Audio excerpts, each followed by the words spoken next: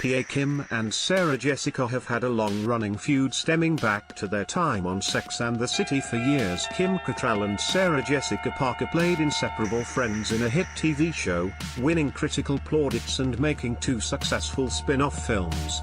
But their on-screen chemistry, which saw them confide intimate details of their characters' romantic lives, was not mirrored off-screen, and now the long-running feud between the actresses who played Sex and the City's Looking for Love columnist Carrie Bradshaw and man-eater Samantha, played respectively by Sarah Jessica and Kim, appears to have reached the point of no return following the unexplained death of Cattrall's brother Christopher, 55, at his property in Canada last week. After a devastated Cattrall, 61, announced the news, she received an outpouring of support and sympathy, but one seemingly kindly message of condolence stuck in her craw. Parker, 52, used social media to message, "Dearest Kim, my love and condolences to you and yours, and Godspeed to your beloved brother. XX." Yet Sarah Jessica Parker left a message of condolence which Kim Cattrall scorned. "So I'm writing to tell you one last time to stop exploiting our tragedy in order to restore your nice girl persona." Kim Cattrall publicly reviving her long-running feud with Parker. Cattrall, in the midst of her loss, replied icily, "I don't need your love or support at this time, Sarah Jessica Parker. Your continuous reaching out is a painful reminder of how cruel you really were then and now. Let me make this very clear. If I haven't already, you are not my family, you are not my friend." Cattrall added, "So I'm writing to tell you one last time to stop exploiting our tragedy in order to restore your nice girl persona." She also quoted her mother Gladys saying, "When will that Sarah Jessica Parker, that hypocrite, leave you alone?" Cattrall included a link to a New York Post article that detailed alleged years of tension during the filming of Sex and the City. The show followed the dating experiences of 4 New York friends and also starred Cynthia Nixon as Miranda, and Kristen Davis as Charlotte. Yet Cattrall's brother has just died suddenly, the article said. Parker, whose role was based on Candice Bushnell, the journalist who wrote their confessional book on which the series was based. Nixon and Davis formed a clique and were not on speaking terms with Cattrall when the TV series ended in 2004. But the dispute continued through 2 spin-off feature films in 2008 and 2010. Hopes for a third were dashed last October when Cattrall simply did not want to take part.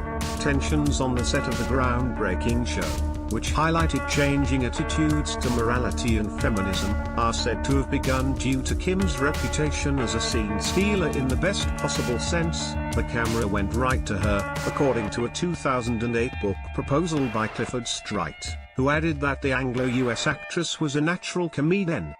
Given Cattrall was hired as a supporting actress, this was said to have frustrated Parker, the series co-producer, who turned to Nixon, whom she had known since they were both young actresses, and Davis for support. Cattrall has said they were never friends during the filming of the hit show. By the end of the series, even the makeup artists would allegedly not speak to Cattrall. But for the first 2 series she had the support of series creator Darren Star, when he was replaced by Michael Patrick King, a friend of Parker's. Cattrall was said to be completely isolated. The situation came to a head following claims that during a location shoot, Parker rented a house for herself, Davis and Nixon, and did not invite Cattrall. However, an HBO spokesperson later claimed this was because Cattrall was due to stay separately with her husband. Then, during negotiations for both spin-off movies, it was alleged they were being held up by Cattrall's demands. Last autumn, when this was claimed about the putative third movie, Cattrall spoke out. The answer was always no, she told talk show host Piers Morgan. "I never asked for any money, I never asked for any projects. To be thought of as some kind of diva is ridiculous. The common ground that we had was the series, and the series is over," she asserted, and this week she nailed her colors to the mast, Once and for All. Wednesday, March 25, 2015 at the 2014 Gala Met Ball_screen Feud's lifelong feud of Oscar-winning sisters Olivia de Havilland and Joan Fontaine began as children when Joan tried to pull Olivia into a swimming pool. Joan so resented wearing her elder sister's hand-me-downs she would deliberately step on her heels when she followed her up the stairs. In 1935. Betty Davis and Joan Crawford both fell for actor Franchot Tone. Crawford married him. When Davis was nominated for an Oscar for their 1962 Feuding Stars movie Whatever Happened to Baby Jane, Crawford campaigned against her.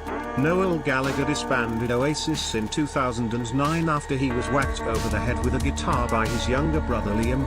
He said that he simply could not go on working with Liam for a day longer. And Robbie Williams declared war on the Gallaghers after Noel derided him as the fat dancer from Take That. There was no love lost between Frank Sinatra and Marlon Brando, who starred together in Guys and Dolls. Sinatra nicknamed his co-star Mr. Mumbles. Brando is said to have deliberately kept fluffing lines in one scene so Sinatra would have to keep eating cheesecake, a food he